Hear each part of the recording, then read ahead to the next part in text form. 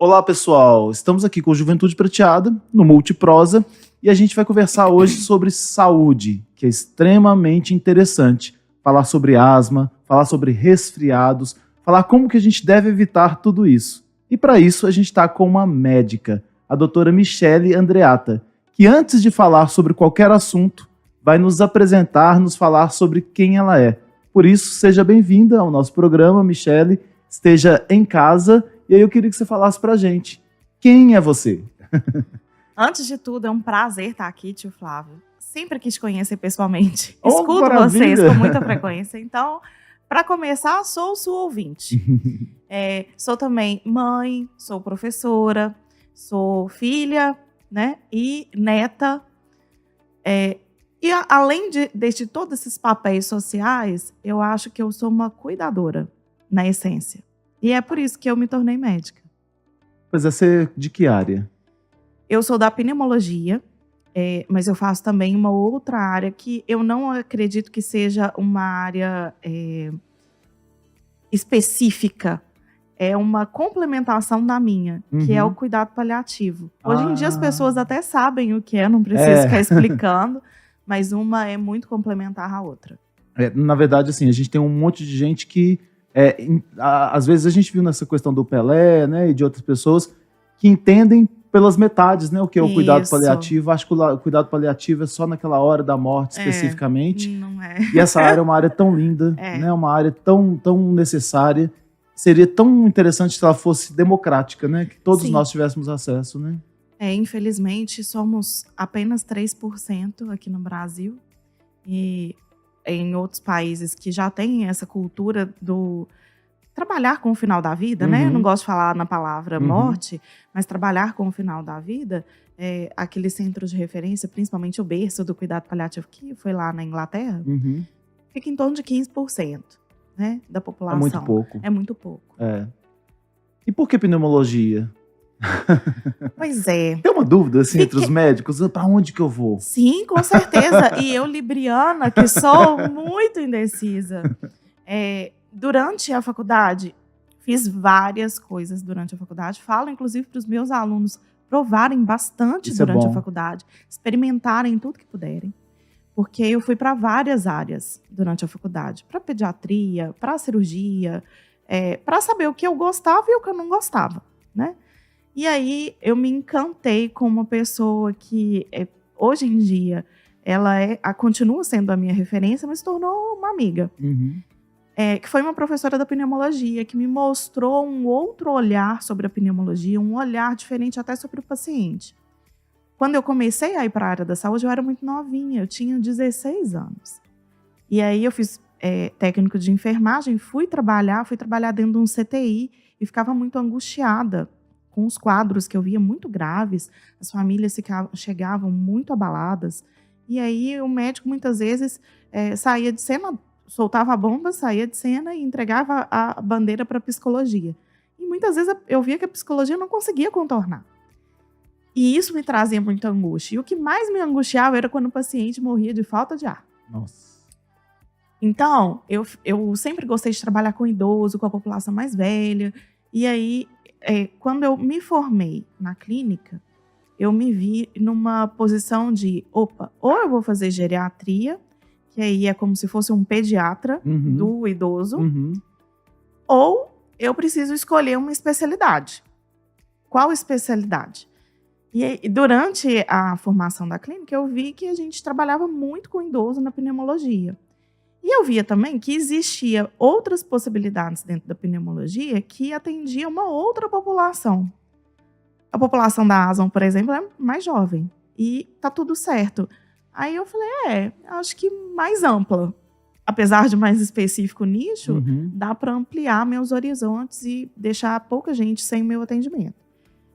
Então, por isso eu escolhi a pneumologia. E lá dentro da pneumologia, eu não conhecia cuidado paliativo, não com esse nome. Conheci durante a pneumologia e me encantei, me apaixonei. Já saí da pneumologia fazendo cuidado paliativo, fazendo a outra especialização. E hoje eu me sinto assim, um pouco mais tranquila sobre as escolhas que eu fiz. Claro que a gente nunca para de estudar, né? Fiz um curso recentemente também que as pessoas olham e falam, por que você fez esse curso? Mas para complementar, sempre na tentativa de complementar e deixar o atendimento mais próximo, mais humano, né? Mais centrado no paciente. E qual foi esse curso que você falou? Eu fiz um curso de Botox. E aí todo mundo fala, nossa, você vai para estética? Não, é aquele Botox, né? De tratamento que o paciente... Muitas vezes, acho que as pessoas não entendem, mas tem pacientes que não conseguem abrir a boca por excesso de uso de uma musculatura mastigatória, que às vezes a gente tem que relaxar aquela musculatura, e se eu ficar colocando remédio, ele vai ficar sonolento. Então, eu vi aí uma janela que a gente não conseguia quem fazia. Falei, então eu vou estudar. Legal. Mas é interessante quando as pessoas falam com a gente assim, você está fugindo da sua área. Eu acho que nada foge da área. É lógico que a gente tem que ter um certo foco e seguir aquilo. Mas todas as áreas, elas acrescentam, né? Claro. Eu trabalhava com marketing dentro de escolas e eu ia para eventos da saúde e eu pegava coisas diferentes que se falava na saúde, porque é sair da sua ilha, como dizia Saramago, né? Para poder levar para escolas e vice-versa. Então, assim, eu acho que os conhecimentos eles são extremamente importantes. Lógico que a gente tem que ter uma noção do que a gente quer com ele, né? Quem que é essa professora que se tornou sua amiga e que é uma referência? Eliane Mancuso. Ela é uma pneumologista, especialista em doenças fibrosantes, que depois a gente fala um pouquinho sobre isso, mas que tem um olhar muito diferente, um carinho diferente com o paciente, aquilo me encantou. Então, como a gente já está falando aí dessa área didática, eu vi uma postagem no seu Instagram falando sobre alguns conceitos. Eu achei legal porque, assim, a gente sabe que aqueles conceitos... Eu não ligava o que era a situação ao conceito.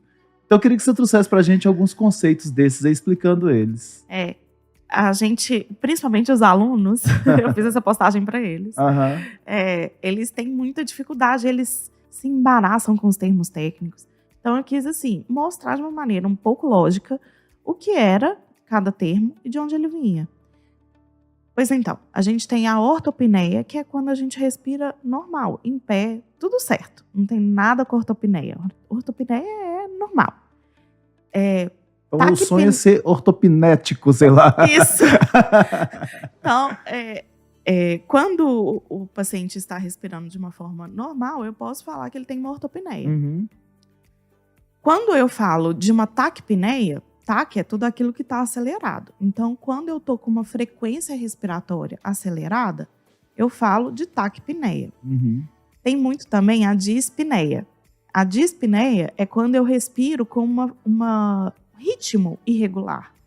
Ou então, quando eu estou com um pouco de esforço respiratório, de falta de ar, que as pessoas falam. Apesar que no inglês é diferente. Né? Cansaço de falta de ar é um pouco diferente. A dispneia, para a gente, vai ser tudo isso. Cansaço e falta de ar. E a bradipneia seria o oposto da TAC, que é quando eu respiro de uma maneira mais lenta. Né? Então, eu posso ter dispneia na taquipneia, eu posso ter dispneia na ortopneia. Na ortopneia não, né? Mas eu posso ter dispneia na bradipneia também. Com causas diferentes. E aí, era para mostrar para os meninos um pouco sobre isso, sobre qual que é o termo técnico e a que ele corresponde, para eles começarem a correlacionar. Eu achei ótimo. Agora, o que é a apneia? A apneia é quando a gente para de respirar. Existe a apneia. A apneia, eu posso ter ela no final da vida, e aí a parada respiratória é esperada, né? Não vou forçar o indivíduo a respirar se eu estou ali vendo que ele já está caminhando para a finitude da vida. Existe aquela apneia que pode levar à morte de uma maneira patológica. E aí a gente tem, acho que a mais conhecida seria a apneia do sono, quando a pessoa para de respirar durante o sono, e isso traz vários prejuízos. Pode alterar pressão, humor, diabetes, então tem uma série de consequências diante dessa apneia. E essa apneia a gente trata, né? Não é remédio, é um aparelhinho, e muitas vezes a gente tem que identificar a causa dessa apneia, né?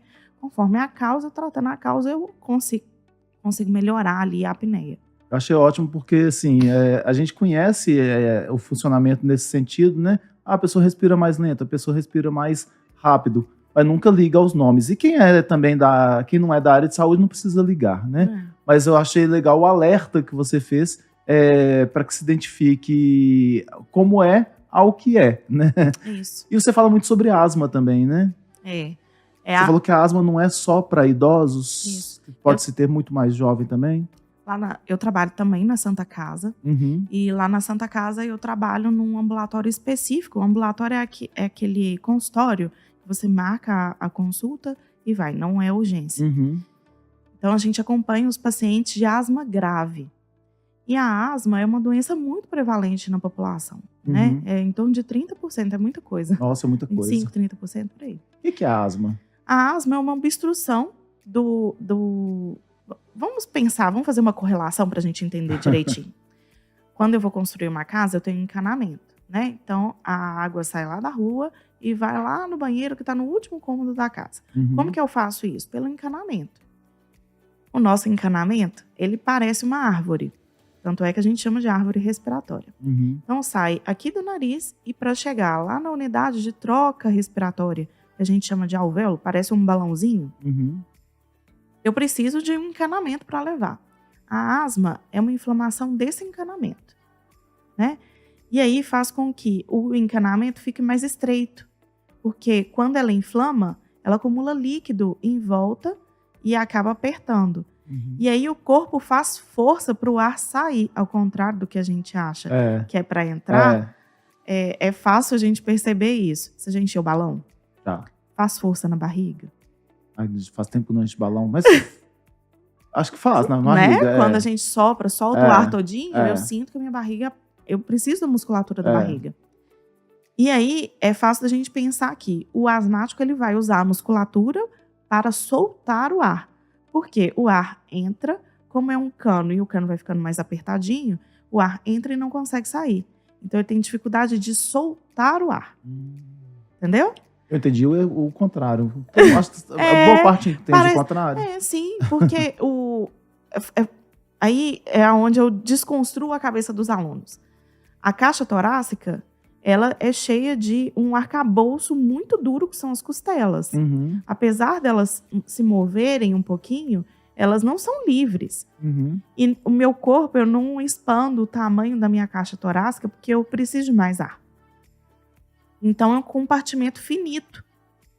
E aí, ele é um balão que, se eu encher demais, ele estoura, não é assim? Entendi. Então, eu preciso de ter força para tirar o ar, para que renove o ar que está ali no pulmão e assim faça a troca gasosa. Se aquele ar fica aprisionado, ele não tem mais oxigênio. E aí, eu não consigo fazer a troca gasosa. Tão bom quando o médico explica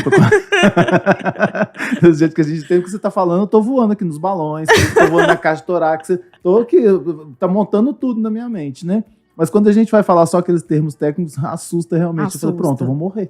Eu gosto de ter essa abordagem visual, principalmente com os alunos, para que fique mais claro na hora da prova. Porque quando a gente tá nervoso, a gente não enxerga nada.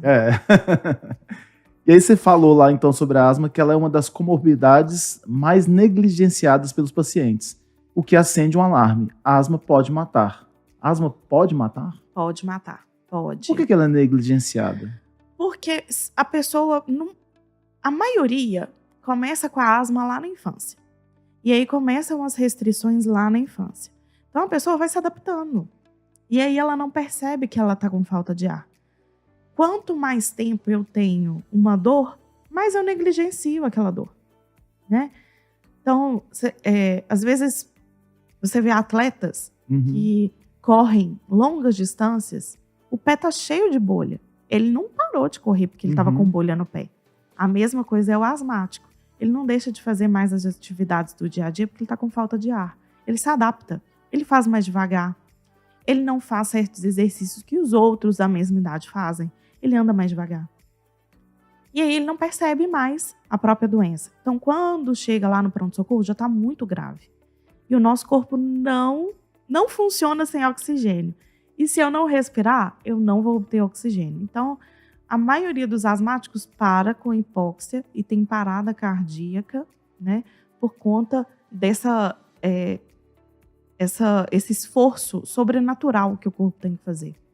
E muitas vezes, essa falta de ar crônica propicia outras doenças, principalmente as doenças cardiovasculares, né? Qual que é a maior causa de morte no mundo? As doenças cardiovasculares. Mas nem sempre elas são causadas só com gordura ou outras coisas que envolvam diretamente a saúde circulatória. Muitas vezes a saúde respiratória vem junto. E as pessoas não dão muita importância. Pois é, desculpa a ignorância, mas a gente está aqui para isso mesmo.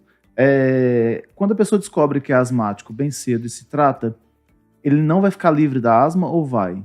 Não, ele raramente, pouquíssimos casos, é até uma discussão que tem internacional, sabe? Não é só do leigo, não é só nossa, de remissão da asma. Não gostei muito desse termo de remissão, porque a asma, muitas vezes, ela vem na infância, no crescimento, no pico de crescimento do próprio corpo do indivíduo, ela vai embora, entre aspas, porque o paciente deixa de ter sintomas porque ele está crescendo, ele ganhou espaço na caixa torácica. Então, ele não sente mais aquela inflamação. E nessa época, os meninos são muito incentivados a fazer atividade física, que é um potente anti-inflamatório. Então, muitas vezes, ela vai embora sim.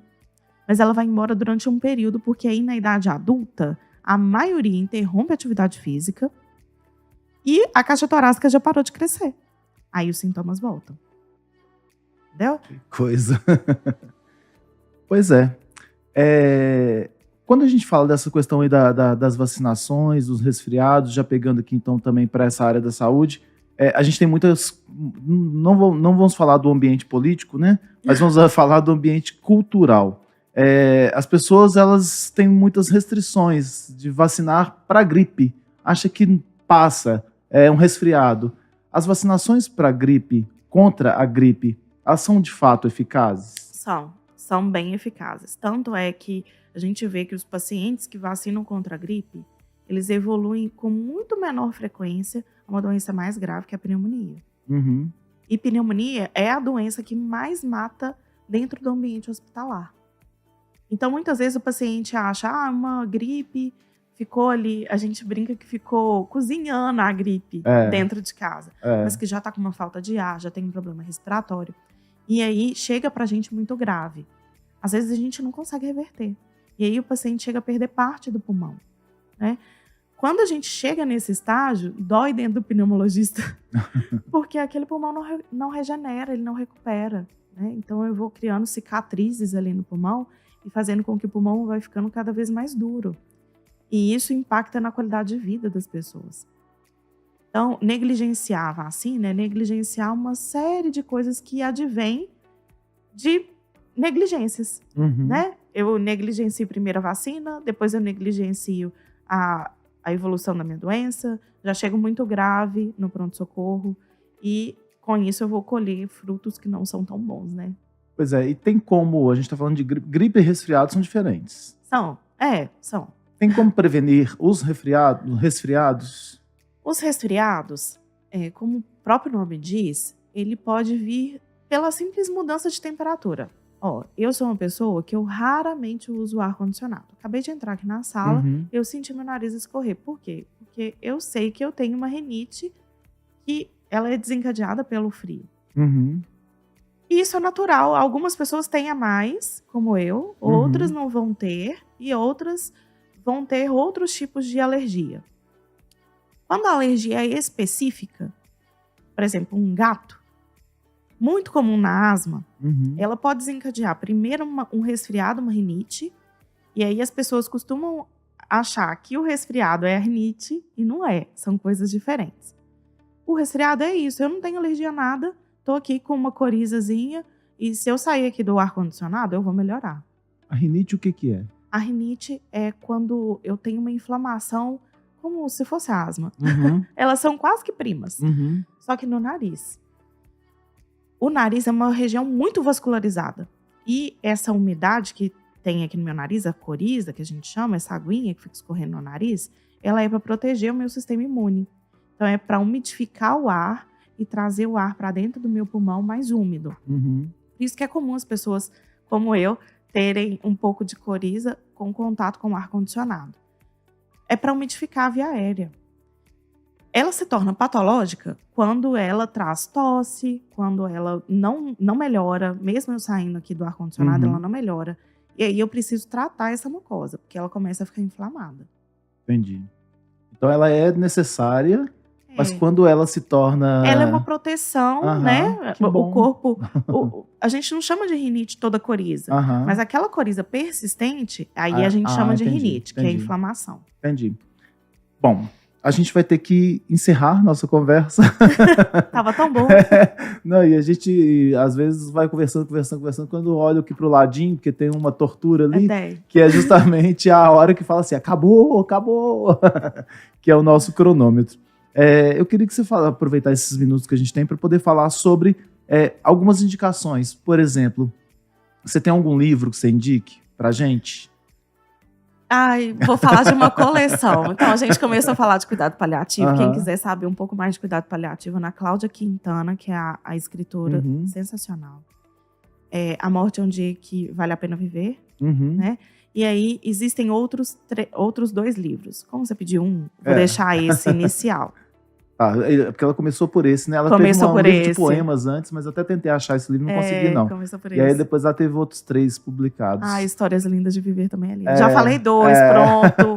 Mas vale a pena buscar e até assistir também o TED dela, as palestras dela, que tem. Ela tem a Casa do Cuidar, né? Isso. Lá em São Paulo.